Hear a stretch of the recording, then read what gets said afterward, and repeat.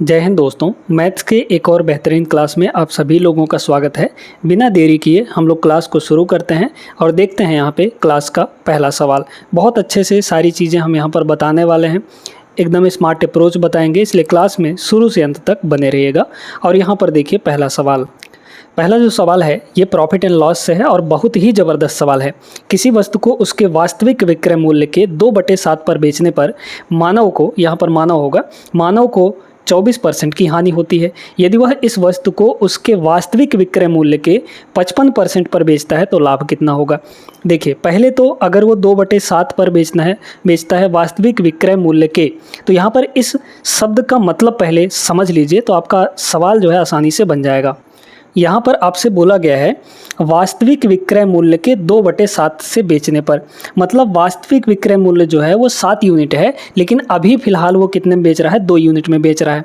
ठीक है, जिससे उसको कितने की हानि हो गई, 24% की। अच्छा, 24% हानि होने का मतलब क्या है, यहाँ पर सीपी और एसपी का अगर रेशियो देखा जाए तो सीपी और ये सेलिंग प्राइस है ना, तो सीपी कितना होगा, 100 रुपये। 100 रुपये में अगर वो 24% का हानि लेके बेचता है तो कितने में बेचेगा, यहाँ पर 76 रुपये में बेचेगा। यानी कि सेलिंग प्राइस कितना हो गया, ये 76 रुपये हो गया। कॉस्ट प्राइस हमारे पास 100 रुपये है। ठीक है, ये जो 76 रुपये सेलिंग प्राइस है वो किसकी वैल्यू है, यहाँ पर इस 2 यूनिट की वैल्यू है, क्योंकि इसी 2 यूनिट में जब बेच रहा है तो उसको 24% की हानि हो जा रही है। तो मतलब हम कह सकते हैं कि ये जो 76 है ये किसकी वैल्यू है, 2 की वैल्यू है। तो 1 का वैल्यू कितना होगा, यहाँ पर 38 हो जाएगा, 38 दूना 76। अच्छा, 1 का वैल्यू अगर 38 हो जाएगा तो हमारे पास जो ओरिजिनल सेलिंग प्राइस है वो कितना आ जाएगा, 7 यूनिट है ना। तो 1 की वैल्यू 38, तो 7 की वैल्यू कितनी हो जाएगी, 38 × 7। ये ओरिजिनल सेलिंग प्राइस है।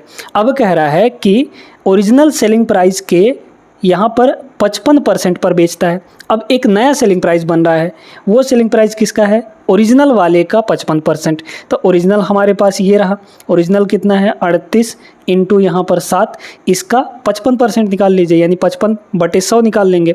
55/100 का मतलब क्या हुआ, 11 × 5 = 55 और 20 × 5 = 100, ये हो जाएगा हमारे पास। अच्छा, ये आएगा कितना, ये तो हो जाएगा 10 और ये हो जाएगा 19 और 19 × 7 = 133 है ना, 133 ठीक है, और इंटू 11, तो 133 मल्टीप्लाई यहाँ पर 11 अगर हम लोग करेंगे तो कितना आएगा, यहाँ पर देखिए 3, फिर यहाँ पर 6, फिर 3 × 1 = 4 और यहाँ पर 1, मतलब 14 से 63 डिवाइड बाई 10 आ जाएगा। डिवाइड बाई 10 करेंगे तो कितना होगा, यहाँ पे आपका दशमलव लग जाएगा। मतलब अब सामान जो होगा इतने में बिकेगा। कॉस्ट प्राइस कितना था, 100 रुपये, बेच कितने में रहा है, नया सेलिंग प्राइस कितना बना, 146.3, यानी कितना ज़्यादा है, जितना ज़्यादा होता है वही प्रॉफिट होता है। हमारे पास प्रॉफिट ही पूछा गया है, तो 46.3 ये इतना ज़्यादा है, मतलब यही प्रॉफिट होगा। और चूंकि ये 100 पर है इसलिए इतने % की ही प्रॉफिट हो जाएगी। Option number C correct answer. बहुत बेहतरीन सवाल और बहुत आसान तरीके से हमने इसको समझाया है आपको। उम्मीद करते हैं आप क्लियर हो गया होगा। आगे चलिए, दूसरा सवाल यहाँ पर देखिएगा, बहुत ही बेहतरीन सवाल है। विक्रम, कोमल और ऋषि ने एक व्यवसाय शुरू करने के लिए 1540, 1760 और 1170 रुपये का इन्वेस्टमेंट किया। यदि वर्ष के अंत में लाभ इतना मिला तो लाभ में ऋषि का हिस्सा कितना होगा। ध्यान रखिएगा दोस्तों, जो जितना ज़्यादा इन्वेस्ट करता है प्रॉफिट में उसका हिस्सा उतना ही ज़्यादा होता है। यानी जिस रेशियो में ये लोग इन्वेस्ट कर रहे हैं उसी रेशियो में इनका प्रॉफिट भी बटेगा। ठीक है, तो हम सीधे सीधे यहाँ पर क्या करेंगे, इनके इन्वेस्टमेंट का रेशियो निकाल लेंगे। क्या हो जाएगा, यहाँ पर देखिए ये है आपका 154, मतलब 0 0 0 तीनों लास्ट में है ना, तो यहाँ पर 0 काट देंगे तो क्या क्या रेशियो बन जाएगा, यहाँ पर बन जाएगा 154, फिर रेशियो कितना हो जाएगा, यहाँ पर 176, फिर यहाँ पर रेशियो आपका 117। ठीक है, अब इसको लगाने के 2 तरीके हैं, यहाँ पर इसी रेशियो में आपका बटेगा है ना। देखिए प्रॉफिट टोटल कितना है, यहाँ पे 1490 है ना, 1490 है। अच्छा, ऋषि का पूछा है ना, ऋषि का हिस्सा, तो ऋषि कहाँ है, लास्ट में, मतलब ये वाला, तो ये ऋषि का हिस्सा होगा। ये क्या होगा, ऋषि का हिस्सा हो जाएगा, मतलब 117 यूनिट। मतलब यहाँ पर हम देख सकते हैं कि ये 117 यूनिट की ही वैल्यू मिलेगी। ठीक है, अब इसको करना कैसे, इसको लगाने के 2 तरीके हैं। डिविजिबिलिटी रूल से लगा सकते हैं। देखिए, अगर हम कहें कि 117 का कोई मल्टीपल ढूंढिए तो सब वैल्यू यहाँ पर 300 से पार है, मतलब इसमें 3 से अगर मल्टीप्लाई करें तो 117 3 कितना हो जाएगा, 351। 351 तो दिख नहीं रहा है यहाँ पर, लेकिन इस 117 में कोई ऐसा यूनिक नंबर ढूंढिए जो आपको यहाँ पे डिविजिबिलिटी रूल लगाने में सहायता करे। अगर इसको देखें तो ये टोटल 9 हो रहा है, मतलब ये वैल्यू 3 से कटने वाली है। ये वैल्यू जो है 3 से कटने वाली कोई वैल्यू है यहाँ पर। अगर हम इसमें से 3 अलग करें तो ये कितना बन जाएगा, 3 इंटू 3 तिया 9, बचा आपका 2 तो 27, 3 नवा 27। यानी अब जो हमारी संख्या आएगी, जो हमारा वैल्यू होगा वो यहाँ पर 39 या फिर 13, क्योंकि इसमें 13 भी छुपा हुआ है, 13 का मल्टीपल होगा, 3 का भी मल्टीपल कह सकते हैं, है ना, 3 का भी मल्टीपल यहाँ पर कह सकते हैं। लेकिन अच्छा हाँ ठीक है, चलिए 3 का भी मल्टीपल यहाँ पे कह सकते हैं। तो 3 का मल्टीपल हम लोग अगर चेक करेंगे तो 3 का मल्टीपल 9 3 12 1 13, ये 3 से नहीं कटेगी, ये आंसर नहीं हो सकता। 9 3 12 2 14, ये भी नहीं कट सकता। 8 8 16 और 3 19, ये भी नहीं, 3 से नहीं कट सकता, ये कट जाएगा। 9 3 12 3 से कट जाएगा, यही एक ऑप्शन है, यही आपका करेक्ट आंसर होगा। इसको लगाएंगे कैसे, अगर कोई 2 ऑप्शन आपको मिल जाता 3 से कटने वाला तो कैसे लगाते, देखिए 117 यहाँ पर ऋषि का हिस्सा है, टोटल कितने में से, इन तीनों को जोड़िए, 4 6 10 7 17, बचा 1, 6 7 13 1 14, ये हो गया, फिर बचा 1, तो यहाँ पर 4 447, ये ऋषि का हिस्सा हुआ इतना, टोटल कितने में से, यहाँ पर 1490 में से। इसको काटा पीटी कर लेंगे तो आंसर आ जाएगा। कैसे करेंगे, देखिए 3 से काटिए, दोनों को 3 से काटेंगे, ये हो जाएगा 39, ये 3 से कटेगा तो यहाँ पर 3 1 कम 3, बचा यहाँ पर 14, है ना, हो जाएगा, तो 3 चौके 12, फिर बचा 2, ये हो जाएगा। देखिए 149 से ये 10 बार में कटेगा, तो 10 इंटू 39 कितना आएगा, 390 ही ना आएगा, तो 390 इस सवाल का करेक्ट आंसर है। दोनों तरीके आपको बता दिए गए हैं। आगे चलिए अगले क्वेश्चन पे।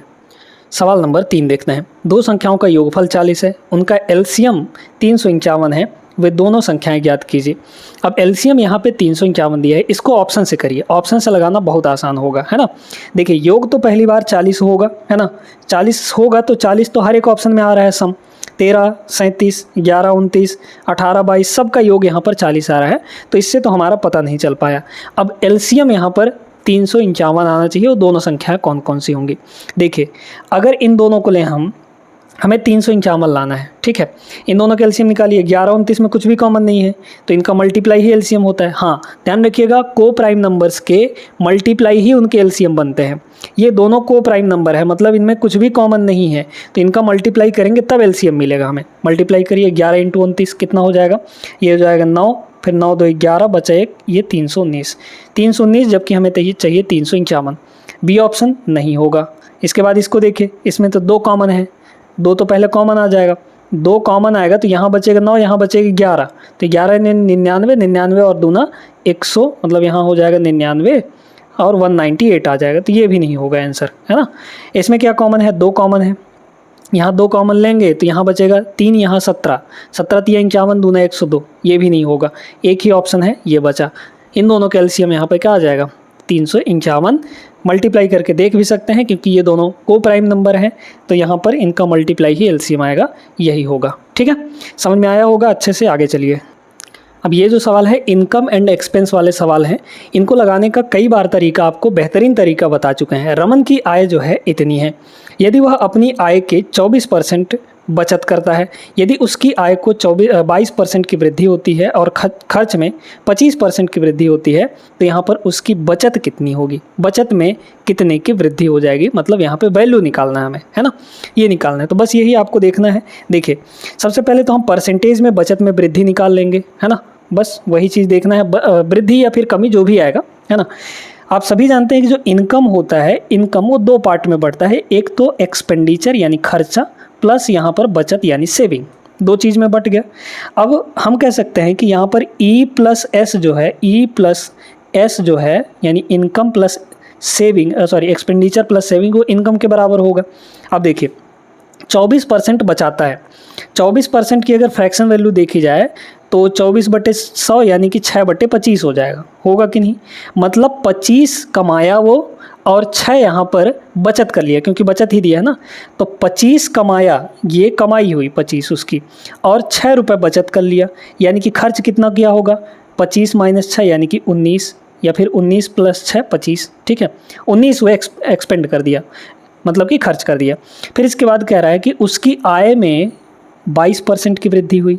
यहाँ देखिए इनकम उसका कितना बढ़ा, 22%, जितना बढ़ रहा है चुपचाप उसके नीचे लिख दीजिए, ये इनकम है। फिर कह रहा है खर्च में 25% बढ़ा, एक्सपेंडिचर में यहाँ पर 25% बढ़ गया, 25% बढ़ गया। अब हमें इसका यहाँ पे वृद्धि या कमी क्या होगी ये चीज़ निकालना है। तो इसको मान लीजिए कि इसमें x% का चेंज आ रहा है ना। अब सीधे सीधे आपको मल्टीप्लाई करना है यहाँ पे इस तरीके से 19 × 25 करेंगे, है ना। तो कितना हो जाएगा 25 दूना 50, मतलब 25 दूना 50 तो 500 हो गया। 500 में अगर हम लोग 25 घटा दें तो 475, 25 × 19 475 आ जाएगा। ये हो गया 475%, ठीक है। प्लस 6 × x यानी कि 6x% हो गया। बराबर है तो बराबर लगाएंगे, इन दोनों को मल्टीप्लाई करिए। 25 दूना 50 यानी कि 500 और 25 दूना 50, 550 हो गया ये, है ना, 550%।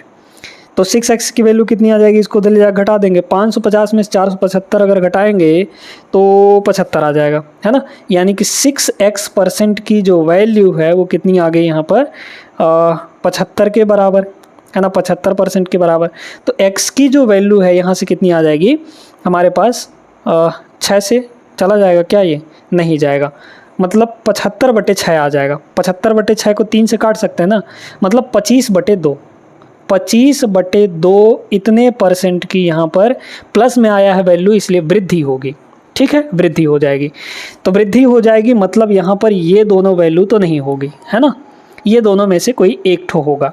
अब हमारे पास आय जो है इतना है ना, इनकम जो है इतना है, इसका 25/2% ही बचत होगा, यहाँ पर बचत में वृद्धि होगी।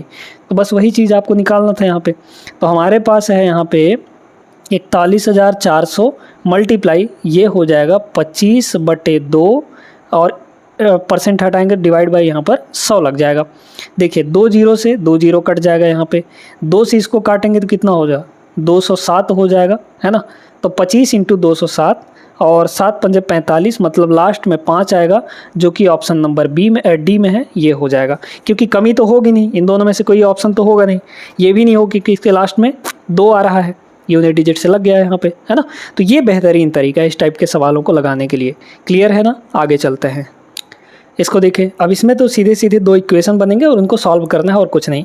पी की वर्तमान आयु का 8 गुना, पी की वर्तमान आयु हम लोग x मान लेते हैं, तो इसका जो 8 गुना है यानी कि 8x जो है वो किसके बराबर है, q की वर्तमान आयु y मान लेते हैं, y से कितना ज़्यादा है 12 ज़्यादा है। तो एक इक्वेशन ये यहाँ पे बन गया। दूसरा इक्वेशन क्या बनेगा, 8 साल बाद, तो 8 साल बाद क्या होगा दोनों का आयु, x + 8 हो जाएगा p का आयु। उस समय q की आयु का 3 गुना p की आयु के, अच्छा q का आयु का 3 गुना, q की आयु का 3 गुना, अच्छा q की आयु 8 साल बाद कितनी होगी यहाँ पर y + 8 होगा।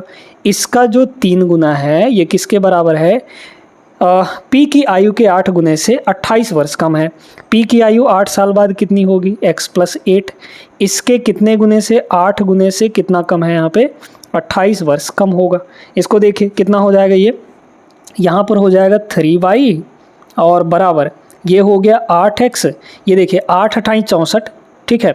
64 में से अगर हम लोग 28 घटा दें, या फिर इसको देखें 3 × 8 = 24 हो जाएगा यहाँ पे।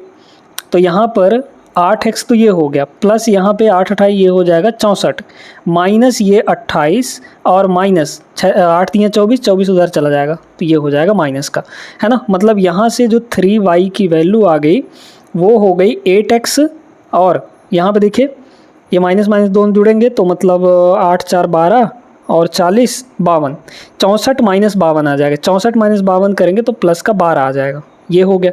अच्छा तो 3y = 8x + 12, है ना।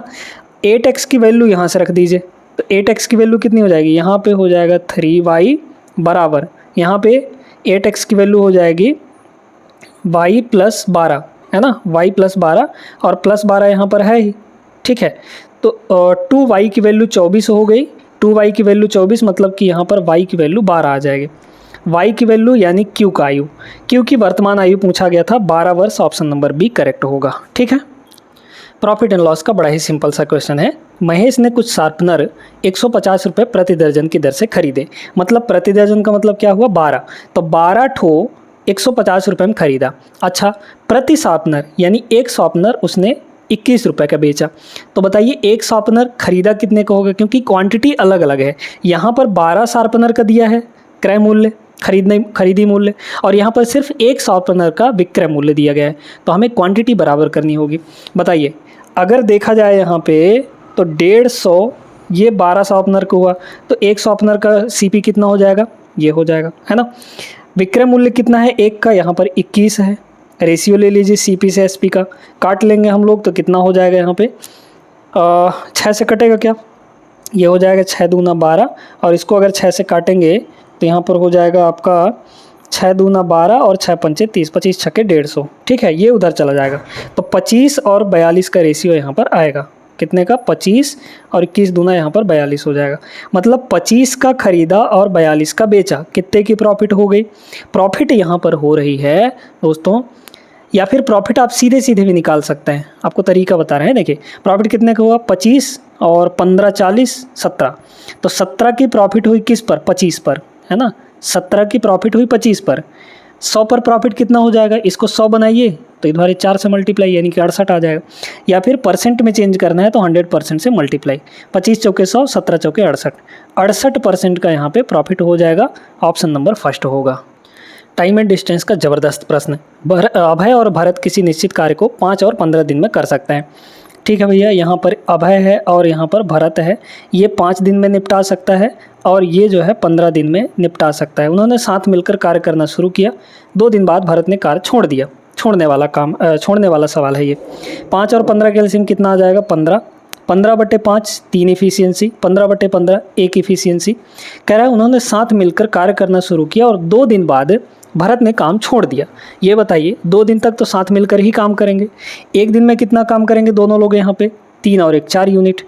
1 दिन में 4 यूनिट कर रहे हैं तो 2 दिन तक काम किए, 2 दिन बाद में छोड़ रहा है, तो 2 दिन तक काम करेंगे तो कितना काम हो जाएगा, 4 दूना 8, 8 यूनिट काम हो गया है। 15 टोटल काम था, 8 हो चुका है उसमें से, तो 15 में से 8 को घटा लेंगे तो 7 यूनिट काम बचेगा। अच्छा, इस 7 यूनिट काम को अब भरत तो छोड़ दिया है, मतलब अब कौन करेगा यहाँ पे, अभय करेगा, है ना। तो अभय शेष काम को कितने दिन में पूरा करेगा, शेष काम बचा कितना है, 7 यूनिट। अभय 1 दिन में कितना कर रहा है, 3, तो डिवाइड बाई 3, यानी 3 एकम 3, अच्छा 3 दूना 6 आएगा ना, 3 दूना 6 और बचा यहाँ पे 1, 2 सही 1/3, 2 सही 1/3, ऑप्शन नंबर फर्स्ट होगा। अच्छा सवाल था, आगे चलिए। नेक्स्ट क्या बोला है, 13 पेन और 3 पेंसिल की कीमत 152 है ना। तो यहाँ पर सीधे सीधे लिखिए 13x प्लस 3y, ये हो जाएगा यहाँ पर 152, ठीक है। फिर कह रहा है कि यदि पेन की कीमत 1 रुपये प्रति पेन कम हो जाती है, ठीक है, और पेंसिल की कीमत 7 रुपये प्रति पेंसिल बढ़ जाती है, तो 18 पेन और 3 पेंसिल की कीमत इतनी हो जाती है। अच्छा, प्रति पेन 1 रुपये कम हो रहा है, तो यहाँ पर 18 पेन है, तो 18 इंटू 1 यानी कि 18 रुपये कम हुआ, है ना, इधर 18 रुपये कम हुआ। फिर इधर देखिए, पेंसिल की कीमत 7 रुपये प्रति पेंसिल बढ़ जाती है, तो उसने खरीदा कितना, 3 पेंसिल, तो 7 रुपये प्रति पेंसिल बढ़ाई, यानी 3 पेंसिल में कितना बढ़ जाएगा, 3 इंटू 7 21 रुपये बढ़ जाएगा यहाँ पे। तो 21 बढ़ा लीजिए, कितना आ गया, प्लस का 3 आ गया, मतलब इधर प्लस का 3 होगा, मतलब इस वैल्यू में हमें -3 करना पड़ेगा। अब देखिए 18 पेन यानी कि 18x, फिर प्लस 3 पेंसिल यानी कि 3y बराबर कितना होगा, 165 है ना, उसमें से -3 करिए, 165 - 3 162 हो जाएगा। अब यहाँ पर देखिए, इसको क्या 3 से काट सकते हैं, बिल्कुल 3 से काटा जा सकता है। ये हो जाएगा आपका 6x प्लस यहाँ पे y और बराबर, या फिर एक सेकंड हमें क्या चाहिए, दोनों चीज़ें चाहिए ना। यहाँ पर बराबर हो रही है वैल्यू कुछ, देखिए 3y यहाँ भी 3y यहाँ भी है, तो डायरेक्टली हम लोग घटा लेते हैं इनको, है ना। तो क्या कीजिए, इस वाले इक्वेशन में से इसको घटाइए, 18x में से 13x गया, 5x आ जाएगा, है ना। 3y में से 3y घटाएंगे 0, 162 में 152 घटाएंगे, यहाँ पर 10 आ जाएगी, यानी x की वैल्यू यहाँ से कितनी आ गई, 2 के बराबर आ गई। x की वैल्यू जब 2 आ गई है तो किसी एक में रख लीजिए, है ना, किसी में भी रख लीजिए, इसमें रख देते हैं, 2 रखिए इसमें, या फिर पहले 3 से हटा लीजिए, 3 से काटिए इसको, 6x प्लस यहाँ पे y और इसको 3 से काटेंगे, 3 × 5 = 15, 3 × 4 = 12, है ना। x की वैल्यू 2 है, तो y की वैल्यू कितनी आ गई, ये हो जाएगा 12, 54 - 12, 54 - 12 कितना आ जाएगा, 42 आ जाएगा, है ना। 54 - 12, ठीक है, 42 आ गया। तो y की वैल्यू 42, x की वैल्यू यहाँ पर 2 हो गई। हमें पूछा क्या है, 12 पेन और 11 पेंसिल, ठीक है। तो 12 पेन, 12 इंटू 1 पेन की कीमत 2 है, तो ये हो गया 24, प्लस 11 पेंसिल, तो एक पेंसिल की कीमत 42 है, ये हो जाएगा। अच्छा यूनिट डिजिट से लगा सकते हैं ना, बिल्कुल लगाया जा सकता है। ये हो जाएगा 4, ये हो जाएगा 2, तो 4 और 2 6, यूनिट डिजिट 6 आएगा, ऑप्शन नंबर डी होगा। क्लियर है ना, आगे चलते हैं। ये सवाल देखिए बहुत ही बेहतरीन सवाल है ना। इसको आप डायरेक्टली देखकर भी लगा सकते हैं, बस थोड़ा सा आपको दिमाग लगाना पड़ेगा, बाकी ज़्यादा इसमें कोई दिमाग नहीं लगाना है। ये देखिए 38-75, मतलब इसको हम लोग लिखेंगे क्या, इसको लिखेंगे हम लोग यहाँ पे 38/75 लिख सकते हैं, 33/54 लिख सकते हैं, 37/56 लिख सकते हैं और 35/80 लिख सकते हैं, है ना। अब एक चीज़ आपको ध्यान रखना है कि यहाँ पर जैसे मान लीजिए कोई फ्रैक्शन वैल्यू a/b है ना। अब यहाँ पर कोई वैल्यू कब बड़ी होती है, जब उसके नीचे वाली वैल्यू सबसे कम हो और यहाँ पर ऊपर वाली वैल्यू बड़ा हो, है ना। यही ना होता है, ऊपर वाली वैल्यू बड़ी होती जाए और नीचे वाली वैल्यू छोटी होती जाए तो वैल्यू ऑलरेडी बड़ी हो जाएगी, मतलब वो रेशियो सबसे बड़ा हो जाएगा। ठीक है, अब देखते हैं यहाँ पे, देखिए अगर हम देखें तो 38 दूना 76 होता है, मतलब ये हो जाएगा डबल से कितना कम है, सिर्फ और सिर्फ 1 कम है, डबल से 1 कम है यहाँ पर, है ना, ध्यान देते जाइएगा। फिर यहाँ पर देखिए डबल से ये कितना कम है, 33 दूना 66, मतलब 12 कम है, यहाँ पर 12 की कमी आ गई, है ना। नीचे वाली वैल्यू 12 कम है, यानी कि नीचे वाली वैल्यू डबल से छोटी है, डबल से बहुत छोटी है ना। फिर यहाँ पर देखिए 37 दूना कितना हो जाएगा, 74, 37 दूना कितना हो जाएगा, 74 हो जाएगा। अब 74 में से अगर हम इसको घटाएं तो 74 में अगर 54 घटा दें तो कितना हो जाएगा, 20, है ना। 74 में 54 घटा देंगे तो 20, हमने यहाँ पर सिर्फ 54 ही घटाया है, अच्छा 56 घटाना है ना, तो 20 मतलब 18 आ जाएगा। इसमें 18 घट रहा है, मतलब डबल से ये 18 कम है। इसको देखिए 35 दूना 70, ये डबल से ज़्यादा है, डबल से ये ज़्यादा है, कितना ज़्यादा है यहाँ पर, 10 ज़्यादा है। तो नीचे वाली वैल्यू इसमें ज़्यादा हो रही है, डबल से ज़्यादा हो रहा है, तो ये वैल्यू सबसे बड़ी तो आएगी नहीं। अब इनमें देखिए जो डबल से सबसे छोटा होगा, डबल से सबसे कम होगा नीचे वाली वैल्यू, वही आपकी सबसे बड़ी वैल्यू देगा, जो कि ऑप्शन नंबर सी में है। यहाँ देखिए ये डबल से 18 कम है, ये डबल से 12 कम है, ये डबल से सिर्फ 1 कम है, तो सबसे बड़ी वैल्यू कौन सी होगी, ये वाली हो जाएगी। ठीक है, समझ में आ गया होगा अच्छे से। अब ये जो क्वेश्चन है ये ट्रिग्नोमेट्री का है, बहुत बढ़िया प्रश्न है ना। सीधे सीधे यहाँ पर देखिए ये आपका कितना हो जाएगा। अच्छा पहली बात तो यहाँ पर देखें अगर, तो ये देखिए तो ये सीधे सीधे 1 हो जाएगा। 1 कैसे हो जाएगा देखते जाइए, cos square divide by sine square है यहाँ पर, क्योंकि ये मल्टीप्लाई में है तो डिवाइड हो जाएगा। कॉस डिवाइड बाई साइन कितना होता है, कॉट होता है ना, कॉट होता है, तो मतलब हो जाएगा tan square theta into cot square theta, और tan theta into cot theta कितना होता है, 1 के बराबर होता है, मतलब ये तो पूरा 1 हो गया। 1/10 स्क्वायर थीटा कितना होता है, कॉट स्क्वायर थीटा, तो ये हो जाएगा कॉट स्क्वायर थीटा प्लस यहाँ पे ये पूरा का पूरा 1 हो जाएगा। 1 प्लस कॉट स्क्वायर थीटा दिया गया है, ठीक है, तो 1 plus cot square theta formula ही होता है, आइडेंटिटी ही होती है कॉसेक स्क्वायर थीटा, कितना, कॉसेक स्क्वायर थीटा। सीधा सीधा ये वैल्यू आ जाएगा ऑप्शन नंबर फर्स्ट। ठीक है, कुछ नहीं करना पड़ा, बस यहाँ पे दिमाग लगाना था और कुछ नहीं। आगे चलिए अगले क्वेश्चन पे। ये जो सवाल है ज्योमेट्री का सवाल है दोस्तों, बहुत बेहतरीन सवाल है।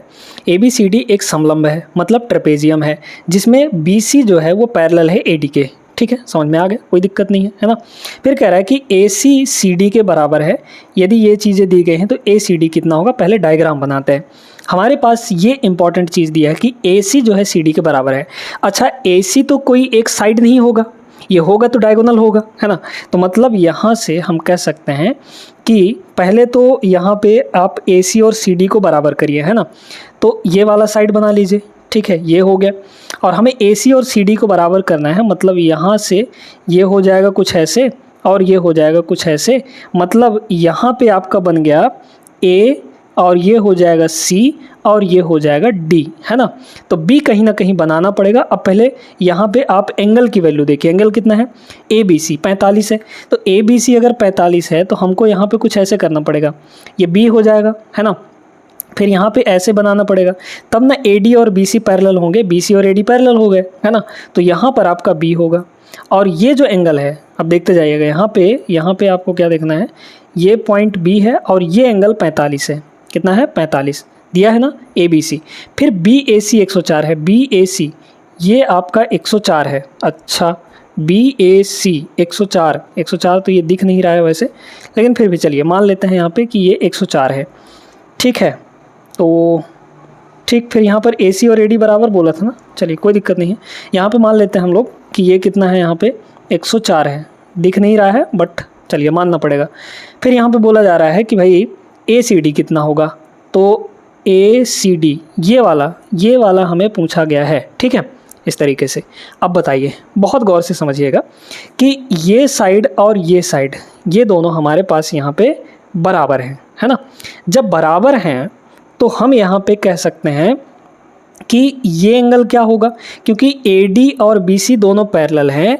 इन दोनों पैरेलल लाइन को, ये जो AB है ये ट्रांसवर्सल लाइन हुआ, मतलब काटने वाला लाइन हुआ। तो काटने वाली लाइन के एक ही साइड वाले का सम, एक ही साइड के इंटरनल एंगल का सम कितना होता है, 180 डिग्री। मतलब ये टोटल एंगल और ये वाला एंगल सब मिलाकर 180 होना चाहिए। तो इसको मान लीजिए x, तो x प्लस 104 प्लस 145, 104 और 145 कितना होगा, 149 हो जाएगा। तो 149 और प्लस यहाँ पे x, ये किसके बराबर हो जाएगा, 180 के बराबर।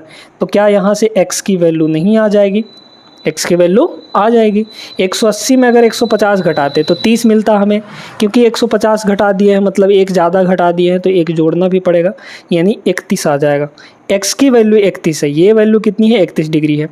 अब बड़े ध्यान से समझिएगा इसको, है ना। देखिए, हम यहाँ पर एक ट्रायंगल की अगर बात करें तो ट्रायंगल में इक्वल साइड के सामने के एंगल इक्वल होते हैं।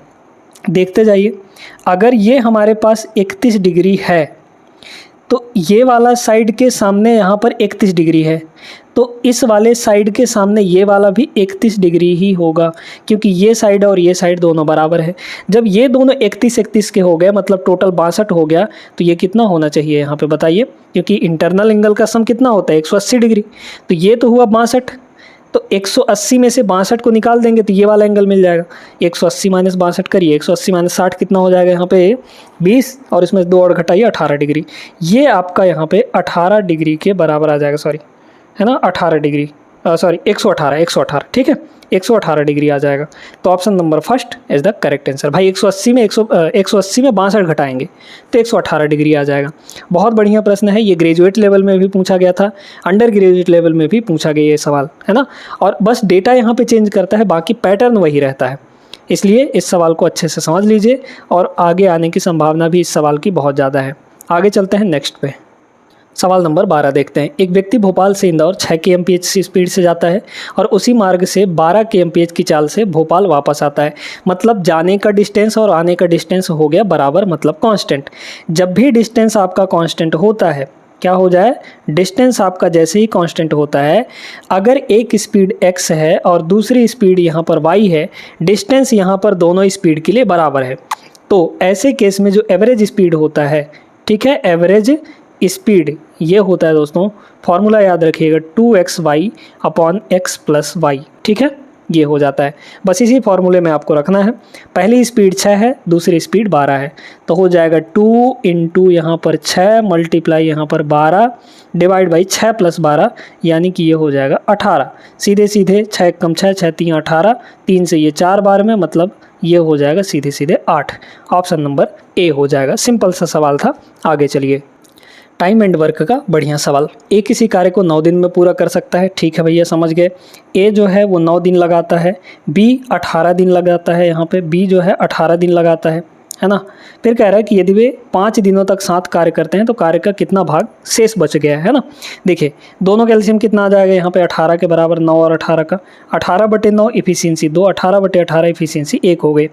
फिर कह रहा है यदि वे साथ 5 दिनों तक एक साथ काम करते हैं, एक दिन में दोनों कितना काम करेंगे, 2 और 1 3 यूनिट, 3 यूनिट एक दिन में काम, 5 दिन तक काम कर रहे हैं, यानी कि 15 यूनिट काम यहाँ पर हो चुका है, 15 यूनिट काम यहाँ पर हो चुका है। टोटल कितने में से, 18 में से।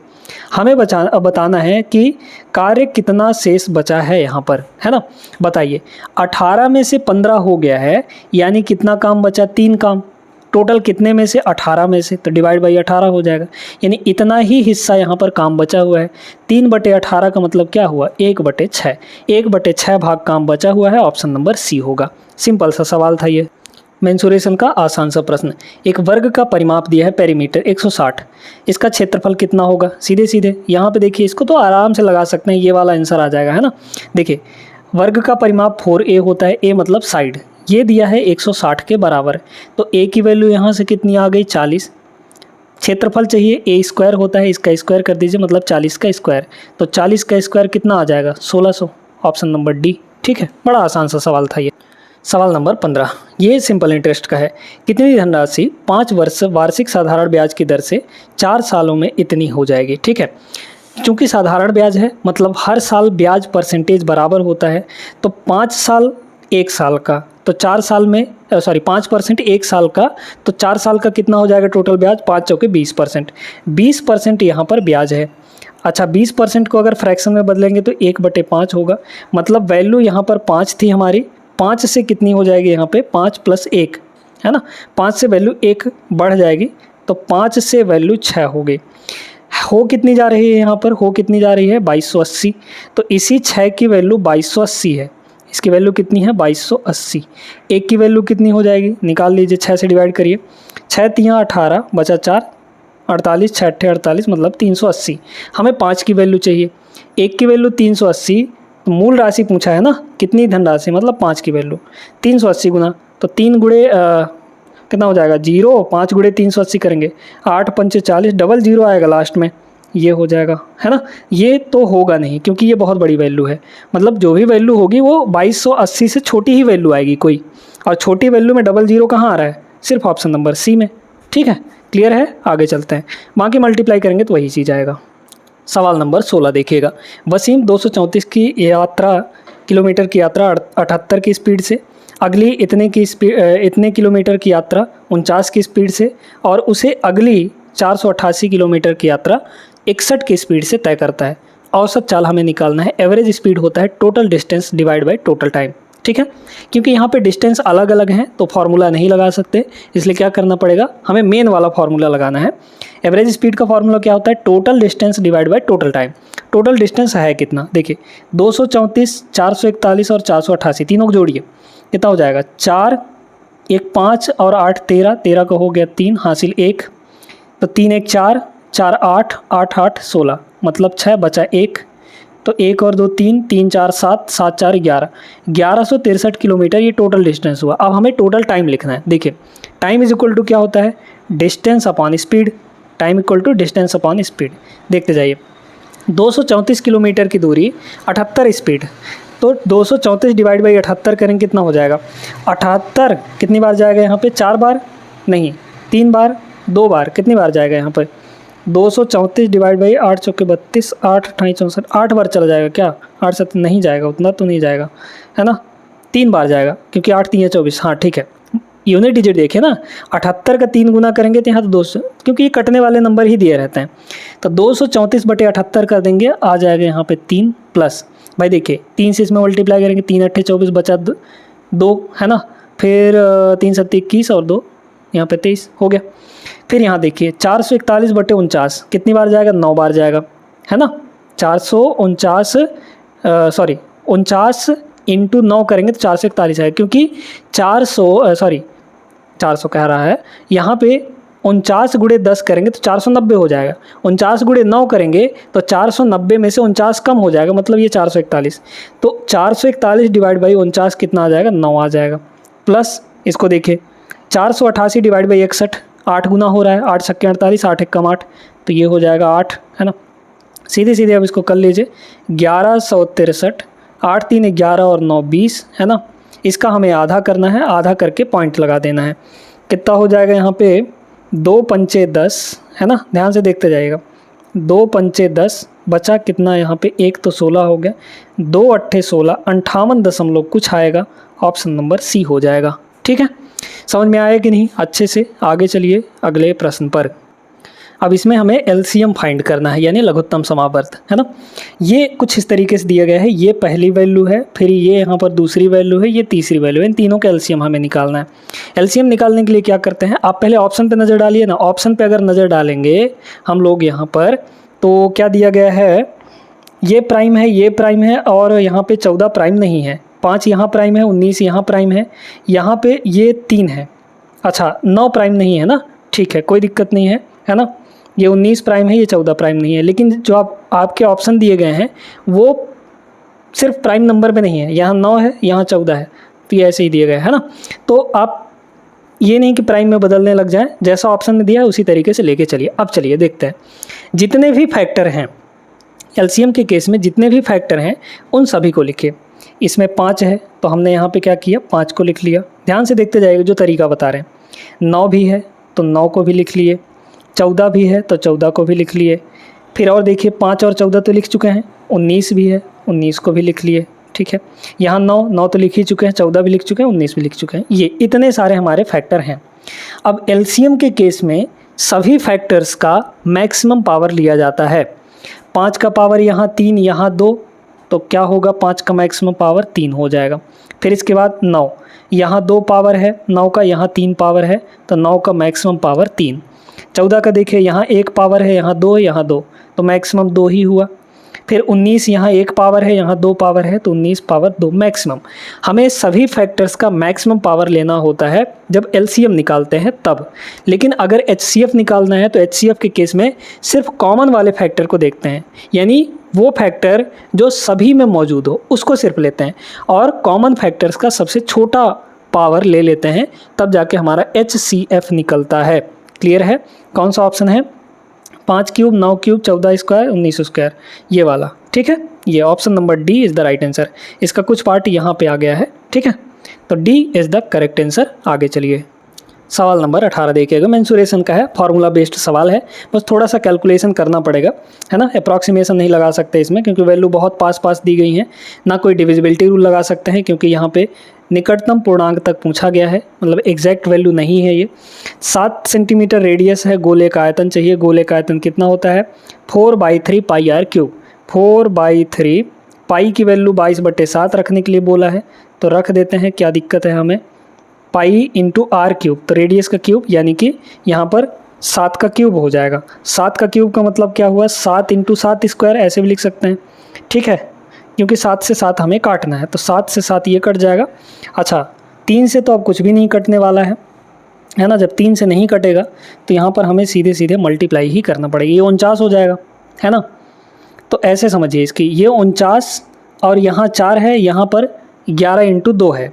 11 से मल्टीप्लाई करना आसान होता है, इसलिए इसमें से 11 को हटा देते हैं, तो हमारे पास बनेगा, सॉरी हाँ ठीक है, 2 इसमें से अलग करिए तो 2 इसको दे दीजिए, यानी 8 हो जाएगा। तो 8 मल्टीप्लाई 11, ये हो गया ये, और ये 49 है, तो यहाँ पे हो गया 49, डिवाइड बाई यहाँ पर 3। अब देखिए, पहले 8 × 49 करिए, कितना हो जाएगा? 8 नहीं हो 72, फिर 8 चौके 32, 32 और 7 29 हो जाएगा, सॉरी 39 हो जाएगा, है ना। और मल्टीप्लाई यहाँ पे 11 है और डिवाइड बाई 3 हो जाएगा। 11 से मल्टीप्लाई करिए, हो जाएगा 2, 9 2 11 का 1 हासिल 1 आ जाएगा। ठीक है, फिर 9 3 12, 12 और 1 कितना हो जाएगा? 13 का 3 हासिल 1, फिर 3 और 1 4, इतना आ गया, डिवाइड बाई यहाँ पर 3 करिए मल्टीप्लाई या फिर डिवाइड। 14 3 42, ठीक है, 14 तो पहले आ गया, बचा 1, तो 11 हो गया, है ना। तो 3 3 9, फिर बचा यहाँ पे आपका 2, ठीक है, तो 22 हो गया, 3 7 21, 1437 आएगा। Option number A is the correct answer. पूरा 1437 आ रहा है यहाँ पे। वैल्यू बहुत पास है, ये 1434 है, ये 1436 है, ये यहाँ पर ये दोनों करीब ही हैं, तो इसमें कोई अप्रॉक्सीमेशन वगैरह मत लगाइएगा, गलत आएगा आंसर, है ना। समझ में आया होगा अच्छे से। आगे चलते हैं, चलिए इनको देखिए। ये क्या बोला है? एवरेज का सवाल है। एक बल्लेबाज द्वारा 23 मैचों में बनाया गया औसत स्कोर 40 है।